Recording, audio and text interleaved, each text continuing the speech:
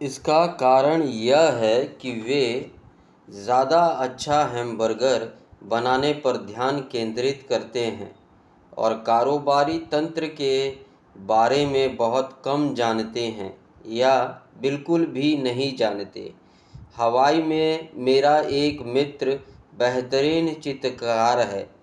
वह काफ़ी पैसा कमाता है। एक दिन उसकी माँ के वकील ने फ़ोन करके उसे बताया कि वे उसके लिए $35,000 छोड़ गई है। वकील और सरकार का हिस्सा लेने के बाद माँ की जायदाद में से बस इतना ही बचा था। उस चित्रकार ने इसमें से कुछ पैसों से विज्ञापन देकर कारोबार बढ़ाने का अवसर तुरंत देख लिया। 2 महीने बाद उसका पहला 4 रंगों का पूरे पन्ने का विज्ञापन एक महंगी पत्रिका में आया, जो बहुत अमीरों के लिए थी। यह विज्ञापन 3 महीनों तक प्रकाशित होता रहा। विज्ञापन के प्रत्युत्तर में उसे एक भी जवाब नहीं मिला और उसकी सारी पूंजी इस विज्ञापन में चली गई। अब वह गलत बयानी के लिए पत्रिका पर दावा ठोकना चाहता था। यह एक ऐसे व्यक्ति का सामान्य उदाहरण है जो बेहतरीन हैमबर्गर तो बना सकता है, लेकिन कारोबार के बारे में बहुत कम जानता है। जब मैंने उससे पूछा कि क्या उसने क्या सीखा, तो उसका एकमात्र जवाब था, विज्ञापन बेचने वाले लोग बदमाश होते हैं। फिर मैंने उससे पूछा कि क्या वह बिक्री और डायरेक्ट मार्केटिंग में कोई कोर्स करना चाहेगा। उसका जवाब था, मेरे पास समय नहीं है, मैं अपना पैसा बर्बाद नहीं करना चाहता। संसार प्रतिभाशाली गरीब लोगों से भरा है। अक्सर वे गरीब होते हैं या आर्थिक रूप से संघर्ष करते हैं या अपनी क्षमता से कम कमाते हैं। इसका कारण उनके ज्ञान का विषय नहीं है, इसका कारण तो उनका अज्ञान है। हैमबर्गर बेचने और पहुंचाने की योग्यता सीखने पर ध्यान केंद्रित करने के बजाय वे ज़्यादा अच्छा हैमबर्गर बनाने की अपनी योग्यता को आदर्श बनाने पर ध्यान केंद्रित करते हैं। शायद मैकडॉनल्ड्स सर्वश्रेष्ठ हैमबर्गर नहीं बनाता है, लेकिन यह सामान्य अच्छा बर्गर बेचने और घर तक पहुंचाने में सर्वश्रेष्ठ है। गरीब डैडी चाहते थे कि मैं स्पेशलिस्ट हासिल करूं। उनका विचार था कि ऐसा करने पर मैं ज़्यादा पैसे कमाऊंगा। जब हवाई के गवर्नर ने उन्हें बता दिया कि अब वे राज्य सरकार की नौकरी नहीं कर सकते, तब भी मेरे शिक्षित डैडी मुझे विशेषज्ञता हासिल करने के लिए प्रोत्साहित करते रहे। फिर शिक्षित डैडी ने शिक्षकों को यूनियन का काम संभाला और इन उच्च योग्यता वाले पेशेवर लोगों की सुरक्षा व लाभों के लिए अभियान छेड़ा।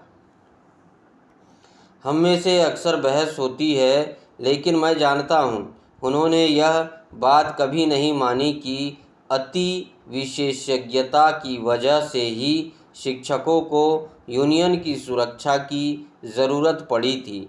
वे कभी नहीं समझ पाए कि आप जितनी ज़्यादा विशेषज्ञता हासिल करते हैं, आप उसके जाल में उतने ही ज़्यादा फंस जाते हैं और अपनी विशेषज्ञता पर उतने ही ज़्यादा निर्भर हो जाते हैं।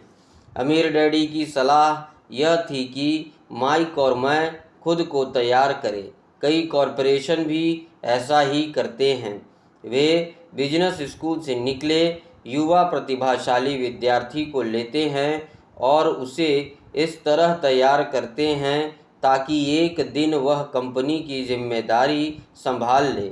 इसलिए ये प्रतिभाशाली युवा कर्मचारी किसी एक विभाग के विशेषज्ञ नहीं बनते हैं, उन्हें कारोबारी तंत्रों के सारे पहलू सिखाने के लिए एक विभाग से दूसरे विभाग में पहुंचाया जाता है। अमीर लोग अक्सर अपने बच्चों या दूसरे के बच्चे को इसी तरह तैयार करते हैं। ऐसा करने से उनके बच्चे कारोबार के संचालन का पूरा ज्ञान हासिल कर लेते हैं और यह जानकारी भी हासिल कर लेते हैं कि विभिन्न विभागों का परस्पर आपसी संबंध कैसा होता है।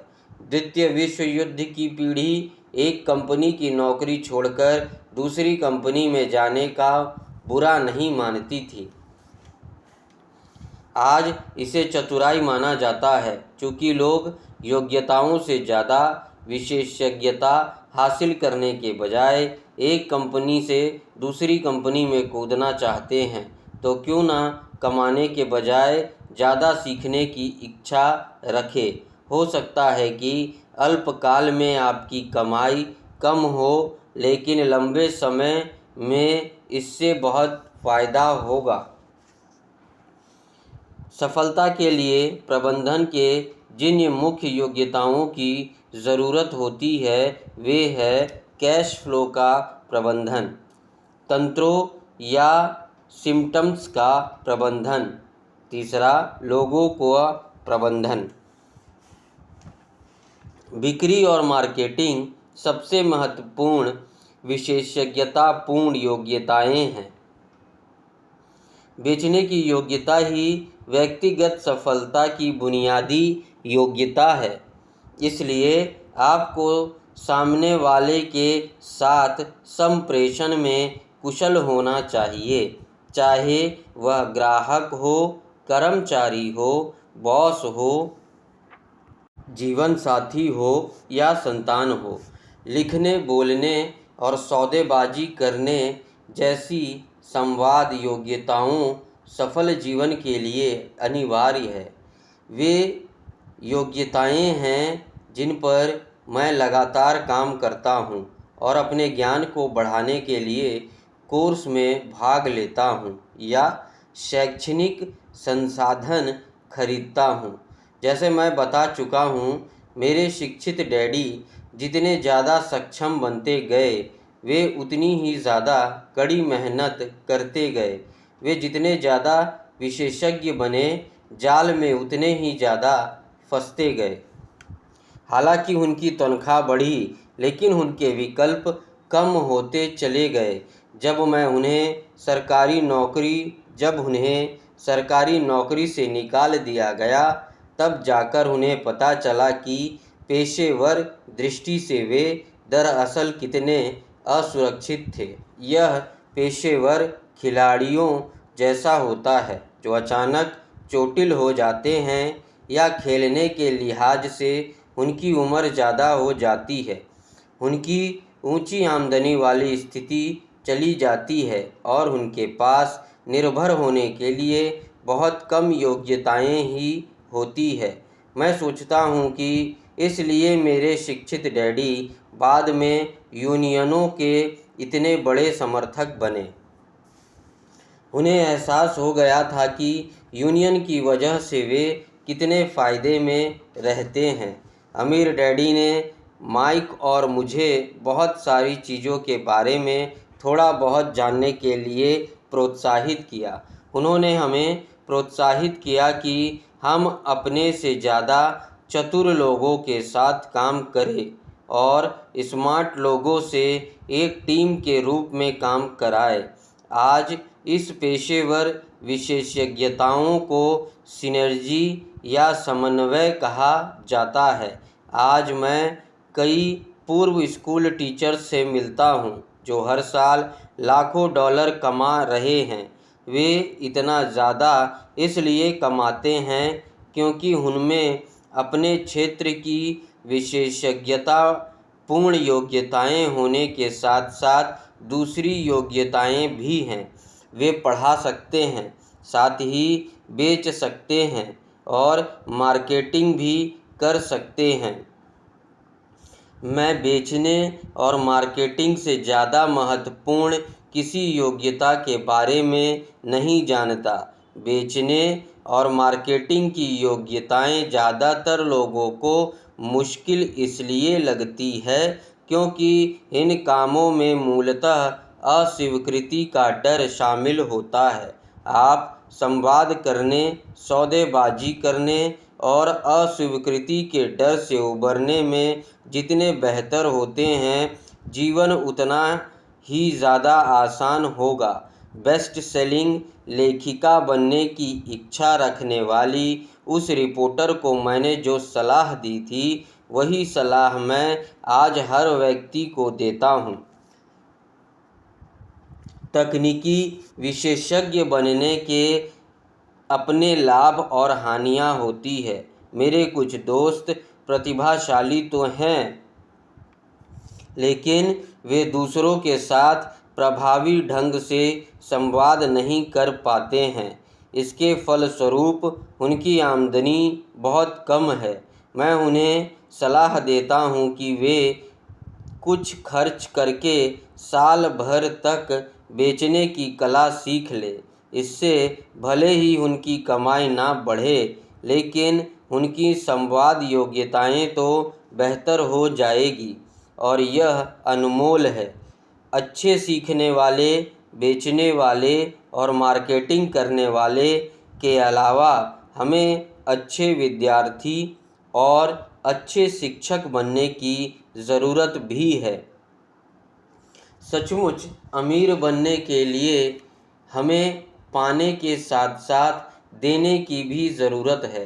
वित्तीय या पेशेवर संघर्षों के मामले में अक्सर देने और लेने का अभाव होता है। मैं कई लोगों को जानता हूँ जो इसलिए गरीब हैं क्योंकि वे ना तो अच्छे विद्यार्थी हैं, ना ही अच्छे शिक्षक। मेरे दोनों डैडी उदार थे।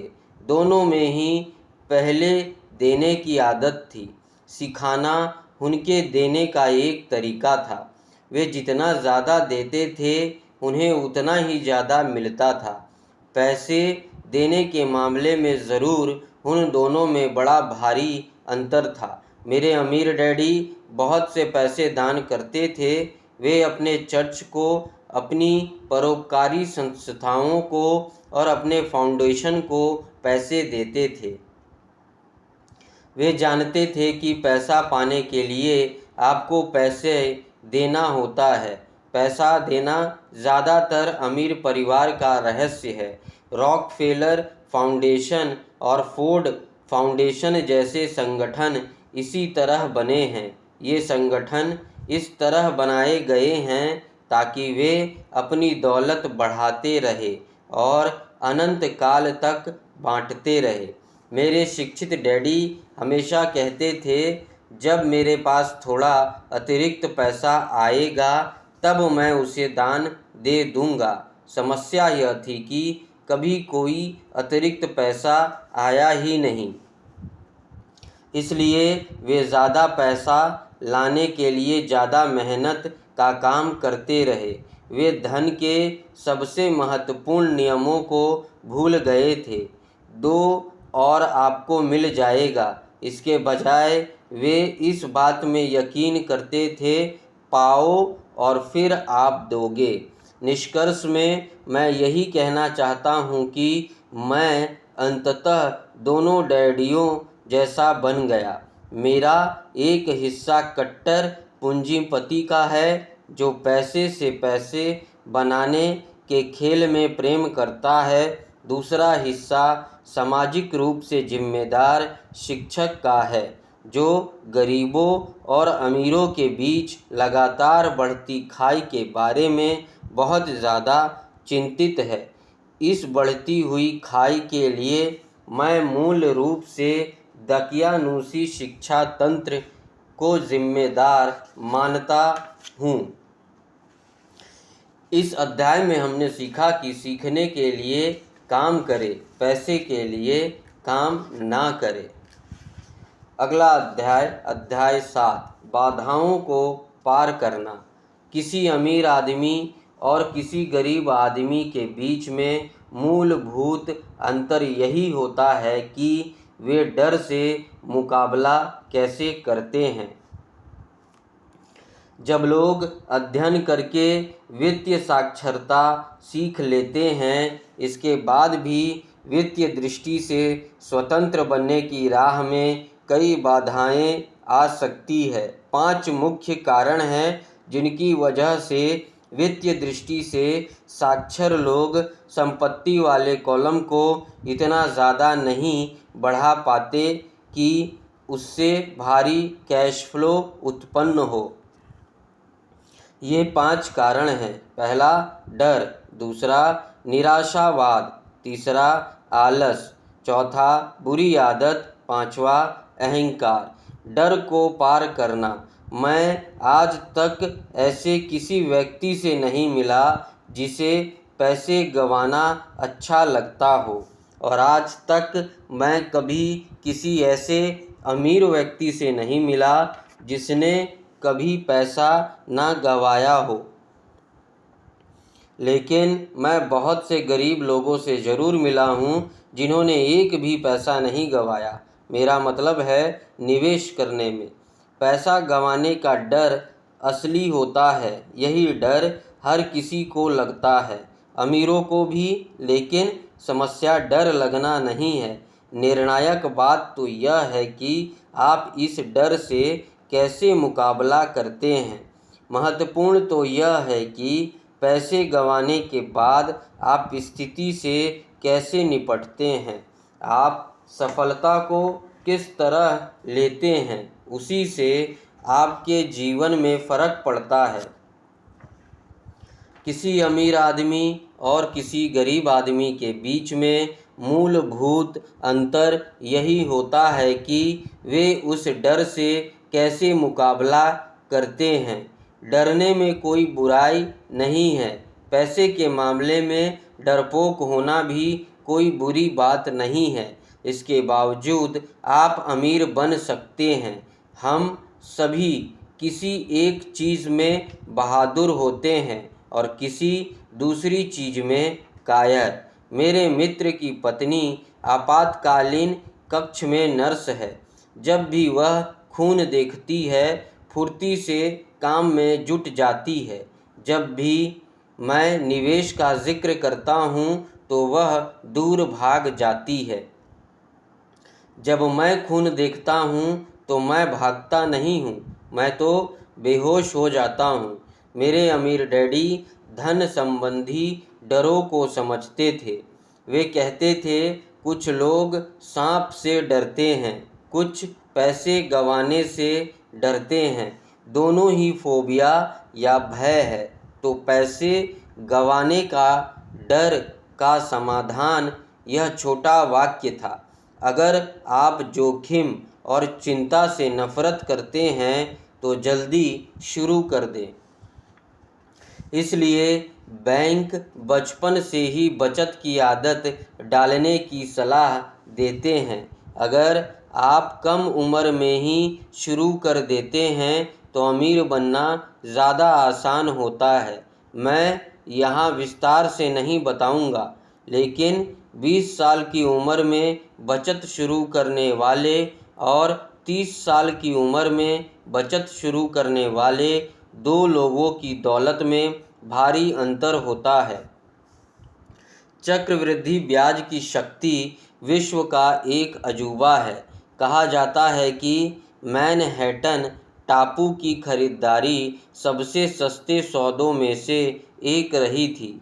न्यूयॉर्क को $24 मूल्य के सस्ते आभूषण और मालाओं में खरीदा गया था। लेकिन ज़रा हिसाब लगाएं, अगर उस $24 को 8% सालाना ब्याज पर निवेश कर दिया जाता तो 1995 तक वही $24 $28 ट्रिलियन से ज़्यादा हो जाते। इतने पैसे से मैनहट्टन को दोबारा खरीदा जा सकता था, और इसके बाद भी इतना पैसा बच जाता कि लॉस एंजलिस का ज़्यादातर हिस्सा भी खरीदा जा सकता था। लेकिन अगर आपके पास ज़्यादा समय ना बचा हो या आप जल्दी रिटायर होना चाहते हो तो क्या करें? आप पैसे गंवाने के अपने डर को कैसे दूर करें। मेरे गरीब डैडी ने कुछ नहीं किया। वे सिर्फ इस मुद्दे से कतराते रहे और इस बारे में बातचीत करने के लिए तैयार नहीं हुए। दूसरी ओर मेरे अमीर डैडी सलाह देते थे कि मैं टेक्सास के लोगों जैसी मानसिकता रखूं। वे कहा करते थे, मैं टेक्सास और वहाँ के लोगों को पसंद करता हूँ। टेक्सास में हर चीज़ बड़े पैमाने पर होती है। जब टेक्सास के लोग जीतते हैं तो वह भारी जीत होती है, और जब वे हारते हैं तो वह हार भी अद्भुत होती है। मैंने पूछा, वे हारना पसंद करते हैं? अमीर डैडी ने कहा, मेरे कहने का यह मतलब नहीं है। कोई भी हारना पसंद नहीं करता। मुझे एक खुश पराजित व्यक्ति दिखा दो और मैं तुम्हें जीवन भर पराजित होने वाला इंसान दिखा दूंगा। मैं तो जोखिम, पुरस्कार और असफलता के बारे में टेक्सास के लोगों के नज़रिए की बात कर रहा हूँ। वे इस तरीके से जीवन जीते हैं, वे इस बड़े पैमाने पर जीते हैं। यहाँ आसपास के ज़्यादातर लोगों की तरह नहीं, जो पैसे के मामले में कॉकरोच की तरह जीते हैं, जो किसी के रोशनी चमकाने के विचार पर ही घबरा जाते हैं, और जब किराना वाला चिल्लर में चवन्नी कमा देता है तो रोने धोने का काम करने लगते हैं। अमीर डैडी ने आगे कहा, मुझे जो सबसे ज़्यादा पसंद है वह है टेक्सास का नज़रिया। जब वे जीतते हैं तो उन्हें गर्व होता है, और जब वे हारते हैं तो वे डींगे हाँकते हैं। टेक्सास में एक कहावत है, अगर तुम दिवालिया होने वाले हो तो बड़े पैमाने पर हो। इसलिए अगर कोई एक डुप्लेक्स की वजह से छोटे पैमाने पर दिवालिया होता है तो वह उसे स्वीकार नहीं करना चाहता। वे लगातार माइक और मुझे बताते थे कि वित्तीय असफलता का सबसे बड़ा कारण यह है कि ज़्यादातर लोग इस खेल को बहुत ही सुरक्षात्मक अंदाज में खेलते हैं। उनके शब्द थे, लोग हारने से इतना घबराते हैं कि वे हार जाते हैं।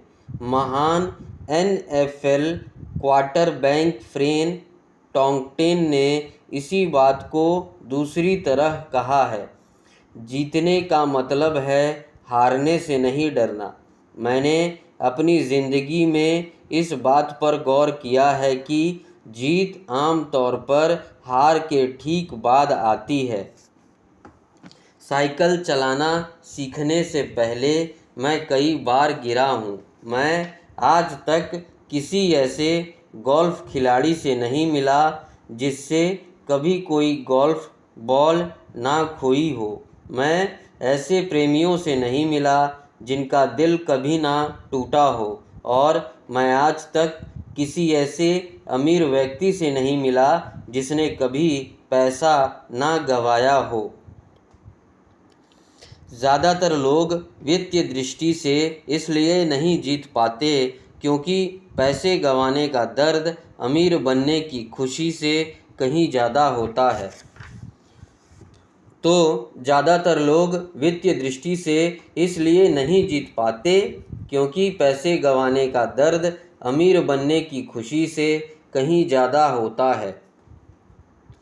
टेक्सास में एक और कहावत है, हर व्यक्ति स्वर्ग तो जाना चाहता है लेकिन मरना कोई नहीं चाहता। ज़्यादातर लोग अमीर बनने के सपने तो देखते हैं लेकिन वे पैसे गंवाने को लेकर दहशत में रहते हैं, इसलिए वे कभी स्वर्ग नहीं पहुंच पाते। अमीर डैडी माइक और मुझे अपनी टेक्सास यात्राओं की कहानी सुनाते थे। अगर तुम सचमुच यह नज़रिया सीखना चाहते हो कि जोखिम, हार और असफलता को कैसे संभाल जाता है, तो सैन एंटोनियो जाकर एलेमो की यात्रा कर लो। एलेमो उन बहादुर लोगों की महान गाथा है। जिन्होंने लड़ने का विकल्प चुना, हालांकि वे जानते थे कि सफलता की कोई उम्मीद नहीं है। उन्होंने समर्पण करने के बजाय मरने का विकल्प चुना। यह पढ़ने के काबिल एक प्रेरक कहानी है। बहरहाल, यह एक दुखद सैन्य पराजय है। वे अंततः हार गए, लेकिन टेक्सास के लोग असफलता का सामना कैसे करते हैं? वे अब भी चिल्लाते हैं, एलेमो को याद रखो। माइक और मैंने यह कहानी बहुत बार सुनी थी। जब वे कोई बड़ा सौदा करने वाले होते थे और घबरा रहे होते थे, तब वे हमेशा यही कहानी सुनाते थे। जब वे निवेश को अच्छी तरह जांच परख लेते थे और निवेश करने या छोड़ने का समय आ जाता था, तब वे हमें यह कहानी सुनाते थे। जब भी वे कोई गलती करने या पैसे गंवाने से घबराते थे, तो हर बार वे हमें यह कहानी सुनाते थे। इससे उन्हें शक्ति मिलती थी, क्योंकि यह कहानी उन्हें याद दिलाती थी कि वे हमेशा आर्थिक घाटे को आर्थिक विजय में बदल सकते हैं। अमीर डैडी जानते थे कि असफलता उन्हें पहले से ज़्यादा मजबूत और चतुर बनाएगी।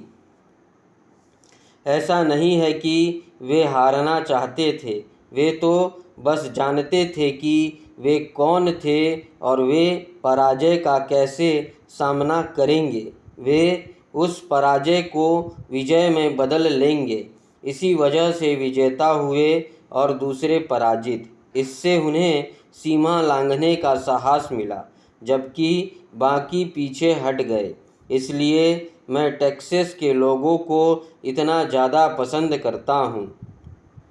वे कहते हैं, उन्होंने एक भारी असफलता को लेकर उसे प्रेरणा में बदल लिया, साथ ही एक पर्यटन स्थल में भी जिससे करोड़ों डॉलर की आमदनी होती है। लेकिन आज उनके जो शब्द मेरे लिए सबसे ज़्यादा अर्थपूर्ण हैं, वे शायद ये हैं, टेक्सास के लोग अपनी असफलताओं को दफनाते नहीं हैं, वे उनसे प्रेरित होते हैं। वे अपनी असफलताओं को प्रेरक नारों में बदल देते हैं। असफलता टेक्सास के लोगों को विजेता बनने के लिए प्रेरित करती है, लेकिन यह फॉर्मूला सिर्फ टेक्सास के लोगों का ही फॉर्मूला नहीं है, यह तो सभी जीतने वालों का फॉर्मूला है। मैं कह चुका हूँ कि अपनी साइकिल से बार बार गिरना उसे चलाना सीखने का हिस्सा था। मुझे याद है कि गिरने के बाद मेरी साइकिल चलाने सीखने का निश्चय कम नहीं ज़्यादा बढ़ा था। मैंने यह भी कहा है कि मैं कभी किसी ऐसे गोल्फ खिलाड़ी से नहीं मिला जिसने कभी बॉल ना खोई हो। शीर्ष पेशेवर गोल्फ खिलाड़ी जब बॉल खो देते हैं या टूर्नामेंट हार जाते हैं, तो इससे उन्हें बेहतर बनने, ज़्यादा कड़ा अभ्यास करने, अधिक अध्ययन करने की प्रेरणा मिलती है। इसी से वे ज़्यादा बेहतर बनते हैं। जो अंदर से विजेता होते हैं, हार उन्हें प्रेरित करती है। जो अंदर से पराजित होते हैं, वे हारने के बाद हिम्मत छोड़ देते हैं। मुझे जॉन डी रॉकफेलर का यह कथन दोहराना अच्छा लगता है, मैं हमेशा हर विपदा को अवसर में बदलने की कोशिश करता था। और जापानी अमेरिकी होने के नाते मैं यह कह सकता हूँ, कई लोग कहते हैं कि पर्ल हार्बर अमेरिकी गलती थी। मैं कहता हूँ कि यह जापानी गलती थी। टोरा टोरा टोरा फिल्म में एक गंभीर जापानी एडमिरल अपने उत्साह बढ़ाने वाले अधीनस्थों से कहता है, मुझे डर है कि हमने एक सोए हुए दैत्य को जगा दिया है। पर्ल हार्बर की याद करो। एक प्रेरक नारा बन गया। इसने अमेरिका को भारी नुकसान को विजय के कारण में बदल दिया। इस भारी पराजय ने अमेरिका को शक्ति दी और अमेरिका जल्द ही विश्व महाशक्ति के रूप में उभर कर सामने आया। असफलता विजेताओं को प्रेरित करती है और असफलता पराजितों के हौसले पस्त कर देती है। यह विजेताओं का सबसे बड़ा रहस्य है। यह वह रहस्य है जिसे हारने वाले नहीं जानते। विजेताओं का सबसे बड़ा रहस्य यह है कि असफलता जीतने के लिए प्रेरित करती है, इसलिए उन्हें हार से डर नहीं लगता। मैं फैन टॉर्केंटेन के उदाहरण को दोहराना चाहता हूँ। जीतने का मतलब है हारने से नहीं डरना। फैन टॉर्कटेन जैसे लोग हारने से इसलिए नहीं डरते क्योंकि वे जानते हैं कि वे कौन हैं। वे हारने से नफरत करते हैं, इसलिए वे जानते हैं कि हारने से उन्हें बेहतर बनने का ही प्रेरणा मिलेगी। हारने से नफरत करने और हारने से डरने के बीच एक बड़ा फर्क होता है। अधिकतर लोग पैसे गंवाने में इतना ज़्यादा डरते हैं कि वे हार जाते हैं। वे एक डुप्लेक्स की वजह से दिवालिया हो जाते हैं। वित्तीय दृष्टि से वे जीवन को बहुत सुरक्षित और बहुत छोटे स्तर पर खेलते हैं। वे बड़े मकान और बड़ी कार तो खरीद लेते हैं, लेकिन बड़े निवेश नहीं खरीदते। 90% अमेरिकी जनता पैसे के लिए संघर्ष करती है। इसका मुख्य कारण यह है कि वे हार से बचने के लिए खेलते हैं। वे जीतने के लिए नहीं खेलते।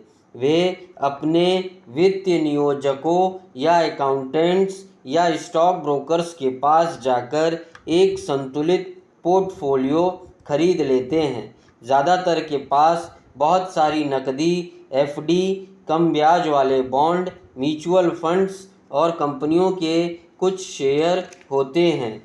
यह एक सुरक्षित और समझदारी भरा पोर्टफोलियो है, लेकिन यह विजेता का पोर्टफोलियो नहीं है। यह तो उस व्यक्ति का पोर्टफोलियो है जो हार से बचने के लिए खेल रहा है। मुझे गलत ना समझे, शायद यह बाकी की 70% जनसंख्या से बेहतर पोर्टफोलियो है। कितनी डराने वाली बात है। और सुरक्षित पोर्टफोलियो होना पोर्टफोलियो ना होने से बेहतर है। बहरहाल, यह उस व्यक्ति के लिए बेहतरीन पोर्टफोलियो है जो सुरक्षा से प्रेम करता है, लेकिन सुरक्षात्मक अंदाज से खेलना और अपने निवेश पोर्टफोलियो को संतुलित करना वह तरीका नहीं है जिससे सफल निवेशक खेल को खेलते हैं।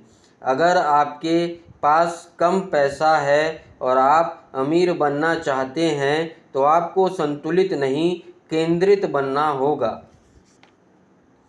किसी भी सफल व्यक्ति को देख ले, आपको दिख जाएगा कि शुरुआत में वे संतुलित नहीं थे। संतुलित लोग कहीं नहीं पहुंच पाते।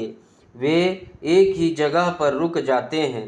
प्रगति करने के लिए आपको पहले थोड़ा असंतुलित होना पड़ता है। यदि मेरी बात पर यकीन ना हो तो खुद पैदल चलकर देख ले। टॉमस एडिसन संतुलित नहीं थे, वे केंद्रित थे। बिल गेट्स संतुलित नहीं थे, वे केंद्रित थे। डोनाल्ड ट्रंप केंद्रित हैं। जॉर्ज सोरस केंद्रित हैं। जॉर्ज पैटन ने अपने टैंकों को बहुत बड़े दायरे में नहीं फैलाया। उन्होंने उन्हें एक जगह केंद्रित किया और जर्मन सेना के कमज़ोर हिस्सों को उड़ा डाला। मैजिनॉट लाइन के मामले में फ्रांसीसियों ने अपने सैन्य बल को छितरा लिया था और आप जानते ही हैं कि उनके साथ क्या हुआ था। यदि आप में अमीर बनने की इच्छा है तो आपको केंद्रित होना होगा। वह ना करें। जो गरीब और मध्यम वर्ग लोग करते हैं। बहुत सी टोकरियों में थोड़े थोड़े अंडे रखना, बहुत सारे अंडे थोड़ी सी टोकरियों में रखें और केंद्रित हो जाएं। एक ही दिशा में चलते रहे जब तक कि सफल ना हो जाए। यदि आपको हारने से नफरत है तो सुरक्षात्मक खेलें। अगर हारने से आप कमज़ोर बनते हैं तो सुरक्षात्मक खेलें। संतुलित निवेश का रास्ता चुनें। अगर आपकी उम्र 25 साल से ज़्यादा है और जोखिम उठाने से आपको डर लगता है तो बदलने की ज़रूरत नहीं, सुरक्षात्मक ही खेलते रहे। बस जल्दी शुरुआत कर दे। अपने रिटायरमेंट के अंडे जल्दी इकट्ठा करना शुरू कर दे, क्योंकि इसमें समय लगेगा। लेकिन अगर आपके मन में आज़ादी के सपने हैं, चूहा दौड़ से बाहर निकलने की हसरत है, तो खुद से पहला सवाल यह पूछे, मैं असफलता पर कैसी प्रतिक्रिया करता हूँ। अगर असफलता आपको जीतने के लिए प्रेरित करती है तो शायद आपको इस दिशा में जाना चाहिए। लेकिन सिर्फ शायद, अगर असफलता आपको कमज़ोर बनाती है या उसकी वजह से आप बौखला जाते हैं, उस बिगड़ेल बच्चे की तरह जो कोई चीज़ गलत होने पर हर बार मुकदमा दायर करने के लिए वकील ढूंढता है, तो इसे सुरक्षात्मक अंदाज में ही खेले। दिन की नौकरी करते रहे या बॉन्ड्स या म्यूचुअल फंड्स खरीदे। याद रखें, हालांकि तुलनात्मक रूप से ये ज़्यादा सुरक्षित होते हैं, मगर इन वित्तीय साधनों में भी जोखिम होता है। मैं टेक्सेस और फ्रेन टॉर्कटन का जिक्र करते हुए यह सब इसलिए कहता हूँ क्योंकि संपत्ति वाले कॉलम को भरना आसान है। यह दरअसल कम बुद्धि का खेल है। इसमें ज़्यादा शिक्षा की ज़रूरत नहीं है। 5वीं ग्रेड का गणित का विद्यार्थी भी यह कर सकता है। लेकिन अपनी संपत्ति वाले कॉलम को बनाना एक ऐसा खेल है जिसमें नज़रिया काफ़ी बड़ा भूमिका निभाता है। इसमें साहस, धैर्य और असफलता के प्रति बेहतरीन नज़रिए की ज़रूरत होती है। पराजित लोग असफल होने से कतराते हैं और असफलता पराजितों को विजेताओं में बदल सकती है। एलेमो को याद करो। निराशावाद को पार करना। आसमान गिर रहा है, आसमान गिर रहा है। हम में से ज़्यादातर लोग उस छोटे मुर्गे की कहानी जानते हैं जो विनाश की चेतावनी देता हुआ दौड़ रहा था। हम सभी ऐसे बहुत से लोगों को जानते हैं।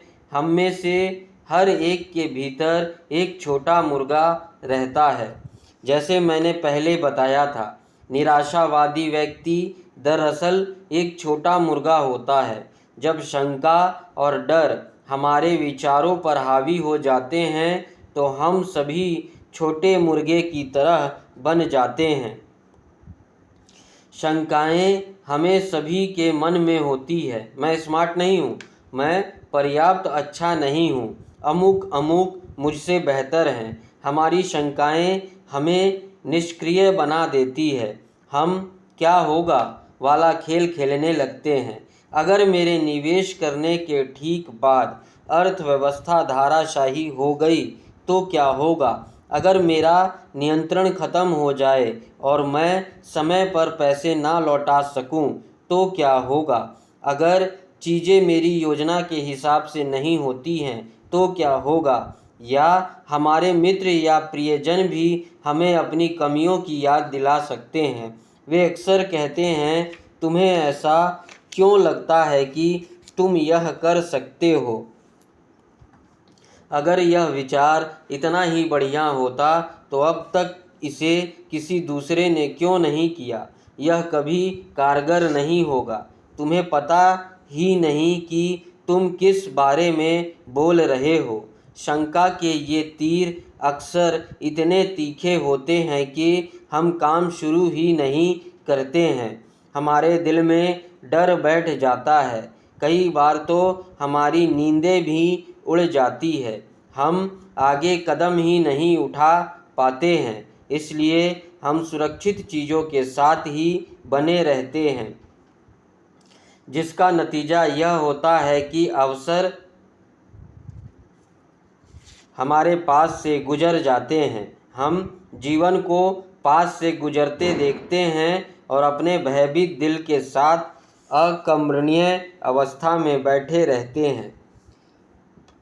हम सभी ने अपने जीवन में किसी न किसी समय ऐसा महसूस किया है, कुछ ने कम तो कुछ ने ज़्यादा।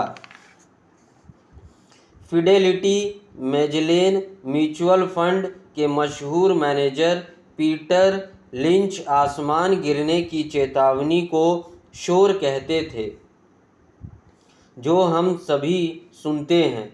शोर या तो हमारे दिमाग के अंदर उत्पन्न होता है या फिर यह बाहर से आता है, अक्सर मित्रों, परिवार वालों, सहकर्मियों और मीडिया से। लिंच 1950 के दशक का वह समय याद करते हैं जब परमाणु युद्ध का जोखिम समाचार पत्रों में इतना ज़्यादा प्रचारित किया गया कि लोग रक्षात्मक कक्ष बनवाने लगे थे और भोजन पानी इकट्ठा करने लगे थे। अगर रक्षात्मक कक्ष बनवाने के बजाय उन्होंने उस पैसों का शेयर बाजार में समझदारी से निवेश किया होता तो संभवतः आज वे आर्थिक दृष्टि से स्वतंत्र होते। जब किसी शहर में हिंसा भड़कती है तो पूरे देश के रिवॉल्वरों की बिक्री बढ़ जाती है। वॉशिंगटन राज्य में एक व्यक्ति हैमबर्गर मीट से मर जाता है, जिसके बाद एरिज़ोना हेल्थ डिपार्टमेंट सभी रेस्टोरेंट को आदेश देता है कि वे सभी तरह के मीट अच्छी तरह पकाएं।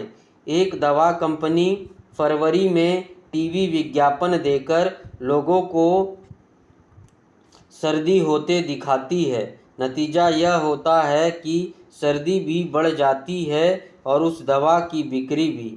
ज़्यादातर लोग गरीब इसलिए हैं क्योंकि निवेश के मामले में संसार छोटे मुर्गों से भरा हुआ है जो चिल्लाते हुए घूम रहे हैं, आसमान गिर रहा है, आसमान गिर रहा है।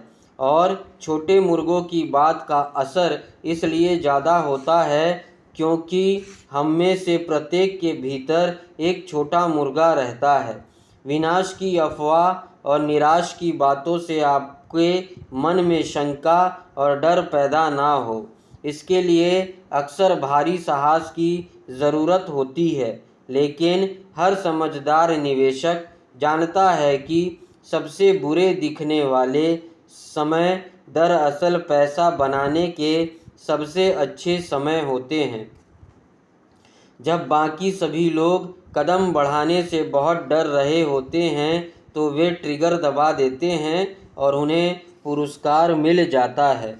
कुछ समय पहले रिचर्ड नामक एक मित्र किम और मुझसे मिलने के लिए बोस्टन में फिनिक्स आया। वह शेयर और रियल एस्टेट में हमारे किए कामों से बहुत प्रभावित था। फिनिक्स में रियल एस्टेट के भाव मंदे चल रहे थे। हमने 2 दिन उस मौके की कई रियल एस्टेट जायदाद दिखाई जहां हमारे हिसाब से कैश फ्लो और पूंजी वृद्धि के उत्कृष्ट अवसर थे। किम और मैं रियल एस्टेट एजेंट्स नहीं हैं, हम विशुद्ध निवेशक हैं। एक रिसॉर्ट कम्युनिटी में एक यूनिट तय करने के बाद हमने एजेंट को फ़ोन किया, जिसने उस दोपहर रिचर्ड को वह मकान बेच दिया। 2 बेडरूम के उस मकान की कीमत सिर्फ $42,000 थी, जबकि ऐसे ही मकान $65,000 में बिक रहे थे। उसे बढ़िया सौदा मिल गया था। रोमांचित होकर उसने इसे खरीद लिया और बॉस्टन लौट गया। 2 सप्ताह बाद एजेंट ने हमें फ़ोन करके बताया कि हमारा दोस्त पीछे हट गया है। मैंने तुरंत फ़ोन लगाकर कारण मालूम किया। उसने बस इतना कहा कि उसका पड़ोसी उसे बता रहा था कि यह एक बुरा सौदा था, क्योंकि वह इसे बहुत महंगे में खरीद रहा था। मैंने रिचर्ड से पूछा कि क्या उनका पड़ोसी निवेशक है। रिचर्ड ने इस बात से इनकार किया। जब मैंने रिचर्ड से पूछा कि उसने पड़ोसी की बात क्यों मानी तो वह रक्षात्मक हो गया और उसने बस यही कहा कि वह ज़्यादा जांच पड़ताल करना चाहता था। फिनिक्स में रियल एस्टेट बाजार ने पलटी खाई और कुछ ही साल बाद वह छोटा मकान, हर महीने $1000 किराया देने वाला, ठंड के महीनों में $2500, मकान की कीमत अब बढ़कर $95,000 हो गई थी। रिचर्ड को तो बस $5000 डाउन पेमेंट देना था और उसका चूहा दौड़ से बाहर निकलने की प्रक्रिया शुरू हो जाती। वह आज तक कुछ नहीं कर पाया। रिचर्ड के पीछे हटने से मुझे ताज्जुब नहीं हुआ। इसे खरीदार का अफसोस कहा जाता है और यह हम सभी को प्रभावित करता है। छोटा मुर्गा जीत गया और स्वतंत्रता का अवसर चला गया। एक और उदाहरण देखें। मैं अपने संपत्तियों का एक छोटा हिस्सा एफडी के बजाय टैक्स लियन सर्टिफिकेट्स में रखता हूँ। मुझे हर साल 16% की कमाई होती है, जो निश्चित रूप से एफडी पर बैंक की ब्याज दर से ज़्यादा होती है। सर्टिफिकेट्स रियल एस्टेट के कारण सुरक्षित होते हैं और राज्य के कानून द्वारा संरक्षित होते हैं, और यह भी ज़्यादातर बैंकों से बेहतर हैं। वे जिस फॉर्मूले पर खरीदे जाते हैं उसकी वजह से वे सुरक्षित होते हैं, बस उनमें तरलता यानी तत्काल बेचने की सुविधा नहीं होती है।